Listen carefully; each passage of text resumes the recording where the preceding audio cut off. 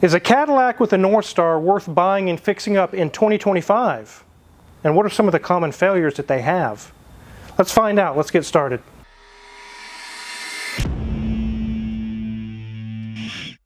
This is a 1999 Cadillac DeVille with, yes, the infamous 32-valve Northstar that so many people have heard about and has been disastrous for GM when they first came out. They were very, very bad. We all know about the blown head gaskets and head studs and all the different things that go wrong. We're going to show some of the other things that also can go wrong with these cars and discover today in 2025, if you inherit one of these or you buy one of these, is it worth putting all the money into it? Before we dive into all those things, let's take a look around this one. This one has a little body damage on it. Many of us have grandparents who have one of these cars in the garage. They've had it for years. It was a pinnacle car for them and they really enjoyed it. Now they're getting some miles and age on them. This one's in pretty good shape. It looks pretty nice. Has the nice 16-inch Cadillac wheels on it. It's got this pearlish kind of a white paint. And around the back, it equally looks just as nice until we get to the other side. And you can see that there was something happened with the doors there. And the customer mentioned that after they took possession of the car is when that happened. Very, very unfortunate. If you are going to have an accident though, it's nice when it hits just the doors only, because you can go to a salvage yard and find a similar model Cadillac or whatever vehicle you have with the same color, unbolt the doors and put new ones on. No painting required, no sanding. You just swap out the doors. It's really, really easy. So that's really a best case scenario for this car. At least it didn't hit any of the fenders or damage the structure of the car, just the doors only. Let's go ahead and look under the hood. Here's our 32-valve Northstar. These are notorious for being hard to work on because you can't reach anything, you can't get to anything, and as you can see, this one is no exception. The engine's right next to the HVAC box back here, and within an inch or two of the front radiator. You really can't get your hand anywhere to work on anything very easily at all. The reason why this vehicle is here is because a lot of the small little heater hose connections and things were starting to leak, and the customer wanted us just to replace those only. And they also commented to us that they have accidentally mixed the green antifreeze with Dexcool. Sorry, I said it wrong. The orangish red stuff that General Motors used for years. He mixed them too, and he knows that's bad. So he said, please flush this stuff out and put fresh antifreeze in. Luckily, no damage was done. It hasn't been in there very long, but when you mix those two coolants together, it can turn into like a jello. It can be very disastrous. So if you have a GM vehicle with the orange antifreeze and you're a little bit low, or you had an accident on the side of the road, say, I got this hose fixed, I need some antifreeze, I'll just put some green in it, it'll be fine. No, it won't. It's not a good idea. Right here we can see some of the heater hoses. Junior Mint's removed some things to get access to. There's two that go to the heater core there, but then you can see they go into metal pipes. And that's the story of this whole car, is that there's little short pieces of hose connected to pipes, and then to more pipes and more pieces of hose all over in the engine bay. This gives you a kind of an idea of what we're talking about. There's lots of little small rubber hoses connected to pipes, over to this little rubber hose, and then over to this pipe, and then another rubber hose. There's a lot of that on here. We're starting to pull all these off. We're going to go ahead and replace them with new ones and flush that nasty antifreeze out. They look like standard hose, but they're not. Most of these are pre-molded into special little shapes. Some of them are the shape of a letter J, some are the shape of a letter S. Multiple different shapes and sizes. You really have to buy the pre-molded, pre-made ones. You can't just stick regular hose on there. Okay, I know you guys are screaming at the screen right now going, I would be able to use regular hose. There's a few places you would be able to get away with it, like this little one here. You can just use some straight hose or whatever. Something like that would be fine, but most of these are like these heater hoses here. If you follow along as they go around to the back, they're molded exactly to fit into tight areas. Very, very tight fit. If you just got straight heater hose and tried to bend it to make it fit in there, it might touch something it shouldn't, and also will kink the hose and block the flow. Heater hose, standard stock heater hose, doesn't like being bent 90 degrees and then 80 over here, then 130 degrees over here. It doesn't do that very well. I guess you could hodgepodge a bunch of little pieces of pipes together, but it would look terrible. You really have to get the pre-made, pre-shaped hoses to do this right. Before we dive into the Northstar madness, let's let Mrs. Wizard show you guys around the interior of this classic old school Cadillac. So, ladies and gents, I cannot show you anything in that gauge cluster because, well, even to get into the car today, I had to move this cardboard sign out of the way. Do not start. Very important in the shop, obviously. If there's something going on in that engine bay, you do not want someone who's not working on the car to think, oh, I'll move it or I'll just start it to check the miles, for example. So that is super important. So we would imagine what that gauge cluster would look like back there. But of course, this is a Cadillac. We've got buttons, and a few more buttons up there. But as we move back, everything is looking really nice. Dash is in really good condition. Got our lovely faux wood trim that's in nice condition as well. The plastic is doing well for the age. As I said, that we have a lot of buttons, but not here. Their radio controls are very, very simplistic. So we move down, you'll see we have a ashtray that pulls out and then has a nice lid on there as well to make sure things don't go flying up into the dash. Wow, I haven't seen one of these since the 90s. These were very popular in the 90s, but in this case, it isn't always an option here because this is a 6th-person car. And so the center part does go down if you do not have that 6th person sitting in the center. And we do have small armrest, got our charge cord, got some coins, and we do have, let's see if it'll come out nicely. There it goes. Our nice little 2-spot cup holder, which doesn't look overly secure. I think the one back there in the background is probably going to be your best bet, but folds up nicely and lives in this armrest. Look at the armrest though, got a little bit of a scuff there, but we don't have any elbow spot in there because probably it's been in this position most of its life. The leather on the seats is in very nice condition. It is a lovely ivory color. I don't see any cracks, anything like that. Many cars we see today of this era are usually cracked and pretty beat up, but not this one. Door card is looking very lovely as well. The faux wood trim is looking good, and we can see that we also have our seat controls right there by the door release handle. As we look at our back seat, yes, it does look very regal back there. We've got a lovely headrest, a nice little armrest in the center.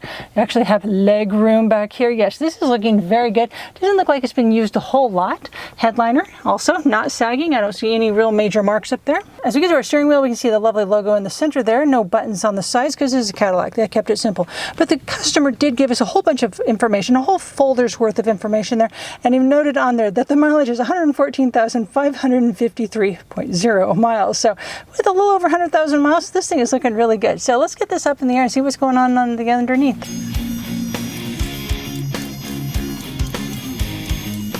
So here we are underneath this Cadillac. We can see right away, we see some wiring and some different things ran right through here. We can see a motor mount. But as you look up and through here, even from here, there's not much room to work on the engine. It's very, very tight. There's our alternator, which is packed in there. It's not too bad, but it wouldn't be super fun to work on. Check out these wheels. The pads have about 30% remaining. Nothing clunking on the sway bar links. The CV boots are good. Nothing loose there. Strut is not blown. Looks like the same situation over here. Boots are good. Brakes are about 30%. Sway bar links are good. Struts are not blown. Nothing loose. Well, Wizard, there's a lot of oil on that oil pan there. There is, and there's probably a lot of oil on your oil pan if you have a Northstar as well. All of you have it, pretty much. It's very common on these, and usually you think, oh, it's the lower oil pan leaking. It's never the lower oil pan. It's the upper oil pan, and it's kind of called an oil manifold, which I talk about in the video in the link below. I actually show one, what it looks like.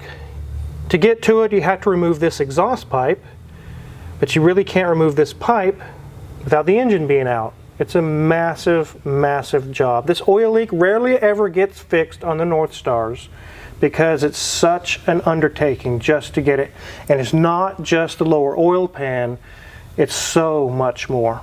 So Wizard, is there a major risk on this? Is it going to leak a whole lot or is it a slow leak? It's a slow leak. It usually is just kind of annoying. It leaves a few drips on your driveway. It can smell kind of a burning oil smell because it's touching this exhaust. It's not going to catch fire. It's just more annoying than anything, but most Northstars of this era have this issue. Here's our transaxle, transmission, whatever you want to call it. Everything's nice and dry there. No issues with that. And unlike the Cadillacs of yesterday, most of these Northstar Cadillacs are front-wheel drive. That's right, just like a Honda Civic. Front wheels are the driving wheels. As you can see, no drive shaft or anything going to the back. All we have is our catalytic converter. Our exhaust is all intact. Nothing's been hacked or messed with. Here's our fuel tank.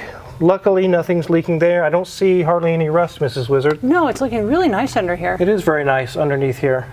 Most GM vehicles of the 90s had rear air suspension, like load assist or whatever, and it was kind of comfortable as well. We can see here, this one's not blown or anything. It has a shock absorber that also has an airbag built into it. And there's our ride height sensor. Sway bar link is fine. Nothing loose there. Our brakes are about 40% in the rear. Sway bar bushing is good. Here we are again with our air ride. It doesn't appear to be blown or anything. Everything looks good. AC Delcos. Brakes are 40%. Sway bar links are good. Nothing loose. So how do you make a front-wheel drive sideways V8 have dual exhaust? We just run one down the car in the middle of the car, but you split it at the back. So it looks cool. It's actually not dual exhaust. Let's check the date codes on the tires and get this thing on the ground. So here we see 27th week of 2016. They're almost 10 years old. We'll definitely be letting the customer know about that. It might be time for tires on this thing. Let's get this thing on the ground. And most of you probably know the starter on this, yes, just like an LS400 Lexus, is under the intake. Take a look. Here's our plastic intake manifold. It looks like it's been replaced. I see the Dorman emblem there. But you have to remove this entire intake manifold off the engine, and underneath there is where the starter resides. A starter is very easy to do on something like a 69 Mach 1 Mustang. It's a lot harder on this one. Luckily, you might have to replace the starter once or twice in your lifetime of the car, so it's really not that big of a deal, but it is more labor intensive. It's not a 30-minute job. It takes quite a bit more, and intake gaskets. A lot of people have complained about that. I got a few tools I want to show you. This is the head stud job I got from Northstar Performance. I want to show you what those tools look like. There's a lot of vehicles out there that are known for head gaskets blowing, like Land Rover Discovery 1. Several other vehicles out there, you guys can probably list some in the comments, where it might blow, but most of these older Cadillacs, if they haven't had a head stud job or some other repairs done, it's likely going to eventually blow the head gaskets. And it's not as simple as throw some new head gaskets on, because that's not really the issue. The gasket isn't the issue. It's the threads that are in the engine block where the head bolts go into. They will no longer tighten down enough to hold down the cylinder head, and then it loses clamping force. The fix for that, and just like I mentioned in the link below, in the description, there's a link that'll take you to a video where on my XLR I did the full job and showed you guys how it does, how it works, what all it does. But you have to pull the cylinder heads off and drill out those weak stripped out holes, very fine threads, and re-tap them with coarser threads. Take a look at these tools, guys. So here we have a drill bit that you drill out those old holes with to a bigger size, and you tap them with these larger, coarser threads. So you're going to go from these spindly little head bolts, this is what they would have been like, to this much stronger and bigger. This tool here is used as you're going along. You go into the old bolt holes and locate it, and then you can take this, drill out your holes. This is a drill guide, and this uses to tap the hole straight. It's kind of complicated. A lot of these tools and things here are just common tap and die, you know, it's not a huge deal, but this is the key player in the entire process to help you properly locate the holes. If you were to drill them just a degree or two crooked, completely ruins the whole block. It has to be precise and perfect. This is Very, very critical to doing the job correctly. But here's the sad thing about this toolkit here. I will never use it again. I'm not going to do this job anymore. So I'm going to put these tools away. Let's talk about why. There's still a lot of these out there. A lot of them are on the road, but just like this situation here, a lot of them are handed down because older people had them. This was their go-to car, this was their everyday car, and as their health declined, they don't drive it anymore, and then unfortunately the time comes when that loved one passes away. The car gets handed down to the next person. These are wonderful cars. They drive so good. I love these old Cadillacs, especially the next generation, like 02, 3, 4. I love those Cadillacs. But the values of these vehicles is minuscule. Because of the known problems that these have, like I just mentioned, and in the link in the description that takes you to those videos, they're not worth fixing. Here's a few pictures of some for sale. They go anywhere from $2 to $4 grand. $4 grand will get you a nice one. Another great thing about these cars is we used to have one. It was an 05 DeVille. We took it to Grand Canyon, took our kids all over.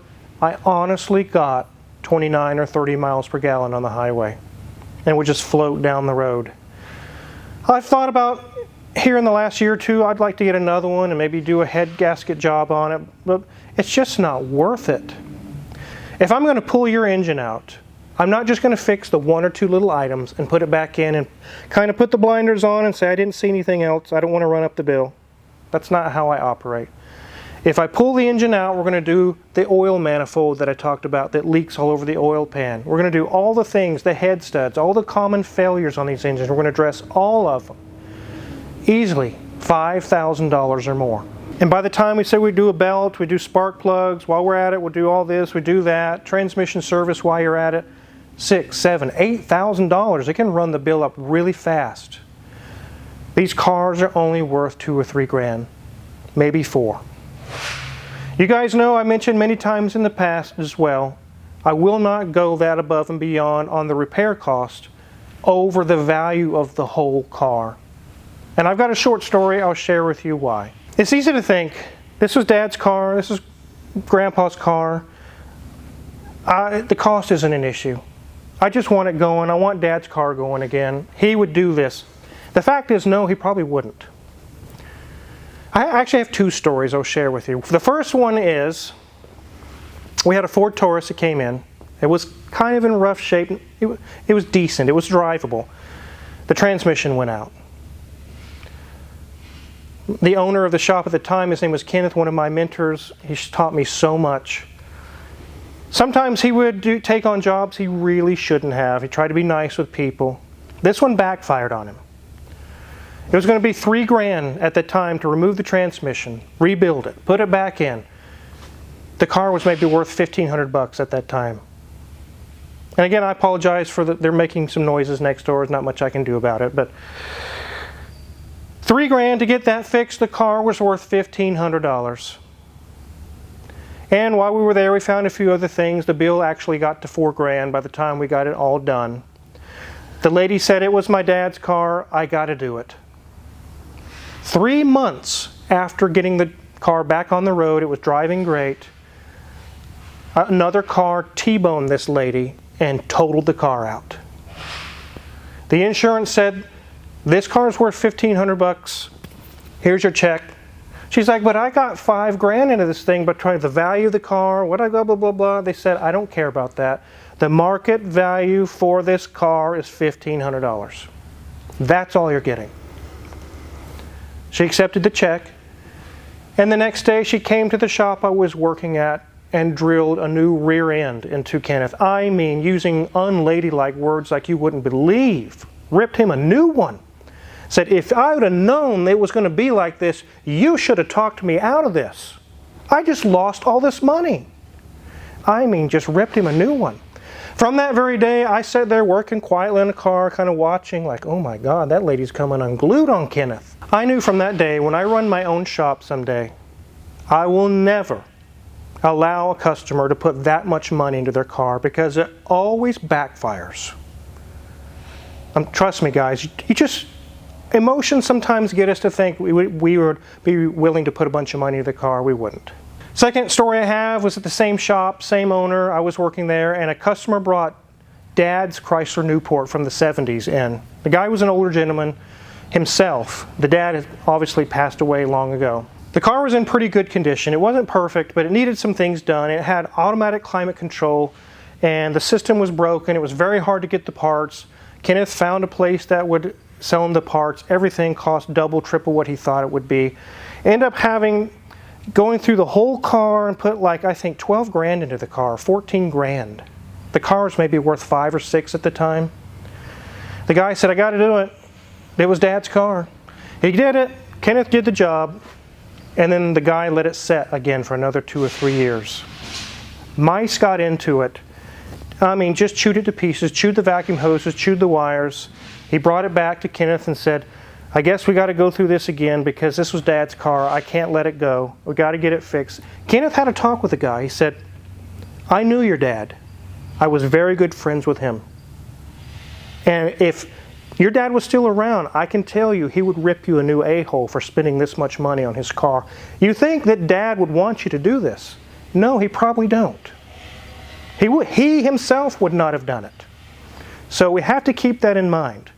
With this car, is it worth doing the head stud job? No, it is not, regardless of emotions. So that ties in back to why I will probably never use that head stud toolkit ever again. It's just not worth it. Now, 50 years from now, if these cars are worth 100 grand, collector cars, yeah, it'll be worth it then. Is it worth it now? No. A lot of you probably have stories like I just shared. Share them in the comment section. Let everybody know some of the things that you've seen or what you've been through. Guys, I've seen a lot of crazy scenarios. That's why I have the rules I do in my shop. It's just the way it is. Definitely wanted to get a video out for you guys to show you. The Northstars are really not worth putting a bunch of money into. If you have one that's running fine, drives great, $2,000 is the mark where I would draw the line. If you have to spend more than $2,000 to get it up to snuff, stop. Because you can go buy another car or buy a different car. Years ago, I would have said, yeah, it's worth the money. It no longer is. So if you're curious what kind of tools we're using to fix the heater hoses on this and do a coolant flush and get all that nasty coolant out and put fresh coolant in.